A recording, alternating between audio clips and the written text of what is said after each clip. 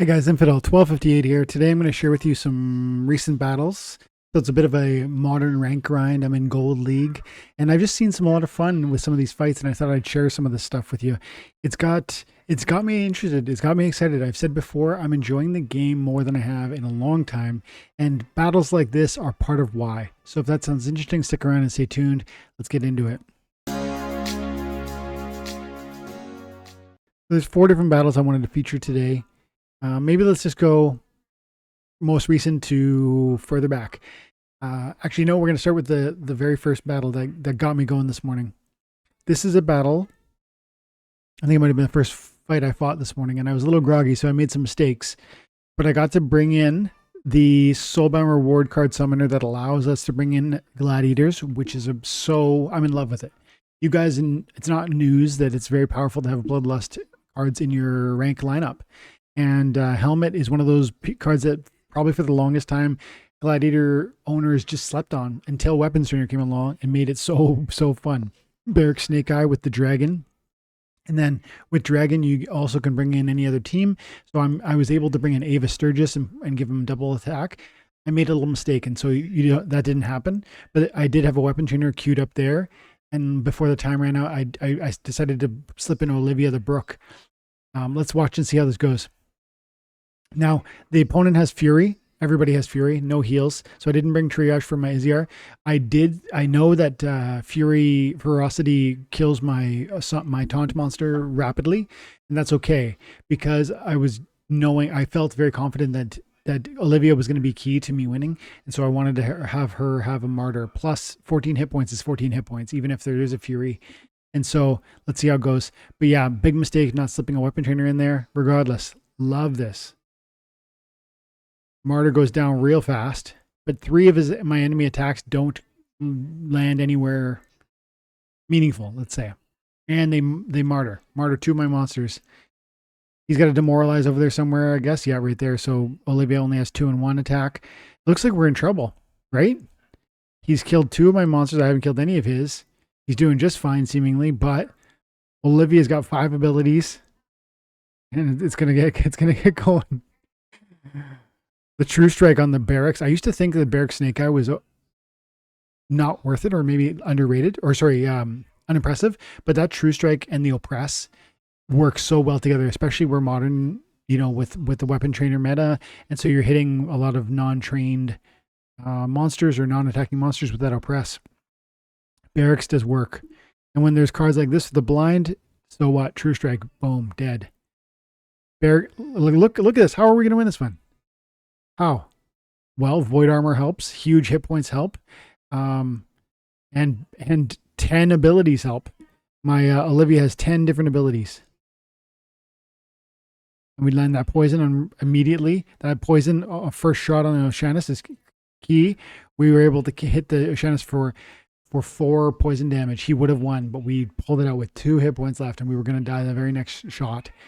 And so that's fun, man. We're right down to the wire. We're in gold. I have an amazing deck. I have $20,000 worth of cards in this game. I have Soulbound collection that most people don't have. I have Gladiator cards that you don't probably have. I'm able to draw on a huge breadth of library of assets, and yet it goes down to the wire with some of these matches. It's exciting. It's entertaining. I love it. So that was the first match, and I didn't play it perfectly. Like I said, there was some, I forgot the second Weapon Trainer, which I have and didn't put in. But I just love Olivia the Brook in that one, and I love, being able to bring in the Bloodlusters and enjoy that through the Summoners. Another Weapon Trainer approach, which I'm really, really enjoying. And man, Scavenge. There's so many cool things in here. We got Bloodlust through a Soulbound Reward card, not a Glad. We've got Scavenge for tons of extra hit points. Watch this one play out. My opponent's got the magic nerf, and we're going no melee, and so maybe we're in trouble because most of our damage is magic. Let's find out. Right out the gates, by the way, deleting my poor little Soul Strangler, which is an amazing card. 4 damage and poison, but he's got to avoid the incoming. We eat the first line, and meanwhile my Scavenge is already hard at work. We lose our second monster, but we get our second res, 1 res, 2 res. And this guy, Skok Duskblade, with the Resurrect and the Weapons Train. What an amazing card for 8 mana. I haven't really covered this card as much as I have like Ava Sturgis or maybe even Barracks, like I just showed a moment ago. This card's amazing. I mean, I don't think that's news. I guess I'm just trying to say I'm really enjoying trying new things, building new layouts. This is a format that I haven't played very much of. But look at the hit points: scavenge 16 on my Riftwing, 12 on my Dr. Blight, 12 with the self heal and the Usit. How do we, and this is round 4, we've gone through a bunch of our opponent's damage, but man, we have 50, 60 hit points left. Like I love some of the kits that are available within the Modern League. I love playing in that sandbox. 2 more matches I wanted to feature. This one was very interesting and featured maybe a bit of counterplay. So I often play Squirrel, and maybe my opponent read me because he brought out Night Reaper, and Night Reaper has Wing Break, and Wing Break always targets the first flying enemy regardless of the rule set of abilities or rule sets, plus 2 damage if the target is flying. All my monsters are flying, and so as soon as I thought, I was like, oh no. And I thought about, so this is the interplay and the joy of the game. I thought about, as soon as I saw that Wing Break, I thought, okay, before I thought of that, I go into this build and I think +1 archery, +1 archery, +1 archery. So that's what I'm really leaning into that. We've got archery from the close range. So I go Drybone Raider. I'll give him True Strike. He's going to hit 4 times. And then I like to put True Strike on Tinderlock, because if it goes last stand, you want that. You don't want him missing. But then I see Wing Break Night Reaper and I go, oh, I got to drop a taunt on him, because that's one of my options. Taunt with the redemption on my opponent, making me target him down first. Oh, scattershot rule set, aimless. Therefore, taunt will be irrelevant. Therefore, back to square one. True Strike with the impede, True Strike with the impede. Let's see how it turns out. This scattershot Chaos Dragon is so powerful. Big deletion right out the gate. Big. The scattershot deletion. I got to start that over. Right out the gate. Boom. The place that I was maybe the most concerned about, we just go hit it right out the gate. And then second shot. These are scatter shots. They could land anywhere. I'm not sure. And then we get a stun on the deep lurker. I don't know if we win this if my shots aren't landing exactly as they land. And every shot that lands on the Titan is like I'm just running into a wall. We don't get a stun on his Jin Chihuahua. And yet we had a shot land. The Martyr goes down, which is helpful. Look at this. Tinderlock with 5 damage. I recently upgraded this to get it to 4 archery. With that Martyr damage, we're up to 5. If we go last stand, and look at that. 6 bomb from the front line with the kill. Look at this. How are we winning this one? Well, we are. Miss. Misses galore. Dude, the flight, the 5 speed, it's intense. This card is so much fun. These new summoners are so much fun. In each of these matches, I hope you're seeing there's a new interplay, maybe not brand new, some of which you've seen. A lot of these weapon trainers or these soulbound reward cards are bringing gladiators in, but it's this reinvigoration of my joy for the rank experience that I'm trying to feature, and some of the different ways that I'm really having fun selecting my team. And then I'm even watching the battles. Like in the last 2 years, it became less and less common for me to watch the battles. Now I'm watching the battles. And one more, actually 2 more. Check this one out. This is 2 more battles. This is the second to last. So I'm really enjoying Coral Lurker with the flight, because you get the dodge, the phase, the taunt, and the flight.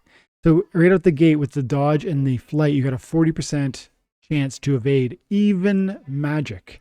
Plus you got 4 speed. Maybe you have, a swiftness, a blind. Now we're up to 55%, 65, 75 card. Like, it's crazy. Let's see how it goes. He's bringing the +2 speed, but is it okay? Now, in this context, I go, oh man, it's going to be hard for me to get through the front line. I need the one piece that if he gets carried away, he's going to put in work, is the Countess. So I think drop the taunt. So that's what I did. I usually put, with this build, what I would do is I would take my 2 True Strikes and I would put them in places, again, where I just feel like they're going to put in the most work. Maybe it would be Coral Lurker, even though the speed, and probably Tinderlock, because I want to land in Peds as well, right? Because that's going to be even more chance to evade from my Coral Lurker because I'm going to impede my opponent's speed. But as soon as I see that Countess and knowing it's got that opportunity with that blast damage and the speed, etc., this has got to go. Drop the taunt there. Let's see how it goes. He does get one shot off because he got 6 speed. But the Divine Shield holds up. We hit him. We break the Divine Shield. And dead. So important. Speed reduction, global on my opponent's team, plus that blast damage gone. So important. And there's just so much happening in those first 45 seconds when I'm making that decision to assign my tactics. You know, if I play my tactics on myself, is that going to be better than if I drop it on my opponent? If I drop it on my opponent, is he going to have a resurrect that's going to counteract? There's so much going on and it all happens so fast. It's very exciting. And yet we pull out the win. And Coral Lurker put in work there with his evasiveness, by the way, while we were talking. And yeah, so good, so much fun. And one final battle. And finally, one more unorthodox or let's say like a modern approach to things with this battle here.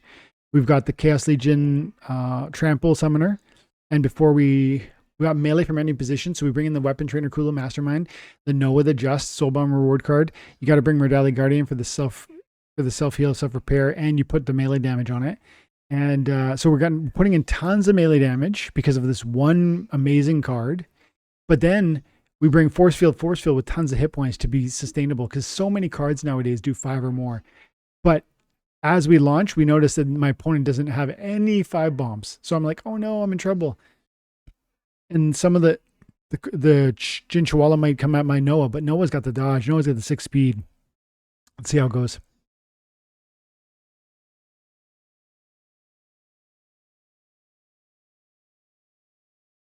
Unorthodox maybe, but I can bury I was able to bury Archimus in the second, ensure that second force field, that second major meat shield, and yet allow him to do work from that second spot where he's more resilient, more secure, and he's so valuable hitting that back line. As you can see, he's wounded Jin Chihuahua, diminished with damage output from Chihuahua. He almost finishes off and reduces the damage on the Uset or coming from the Uset. Starting to speed up too much over here. And we've won. You can tell already we've won. The rear damage from the melee with the speed from these guys is substantial. If you're doing melee in a melee only, you have to be in any sort of rule set that allows melee only. You have to be careful that you don't send slowpokes because often evasiveness will cost you the game. You might have 6 nice melee attackers, but if they attack at 2 speed, they're going to miss some of their shots, and that's how you can turn a victory into a loss. And man, my Oceanus on round 7 is still standing, with 1 healer that died probably in round 3 or 4. And so the cleanse helped for some counter poisons. The heal helped. The damage output was huge. There's so much going on there, and I'm having so much fun with the implementation of, we're talking even in modern, where the game is more streamlined. We're still dealing with Chaos Legion, Rift Watchers, Rebellion, Soulbound reward cards set old 1, as well as Soulbound reward cards set 2. And there's just so much complexity in there, and there's so many creative ways to play that I'm just having a ton of fun. And so I hope that this was interesting to you. These are just 5 battles that I've recently played that I watched today and thought, man, I love this game. I really, 6 years into it, I still love this game. I hope that was interesting. And if you've enjoyed this content or you enjoyed this video and stuck around to the end, make sure you drop the like and drop a comment. Let me know you're here. Subscribe to the channel if you haven't already. Have an amazing day. God bless.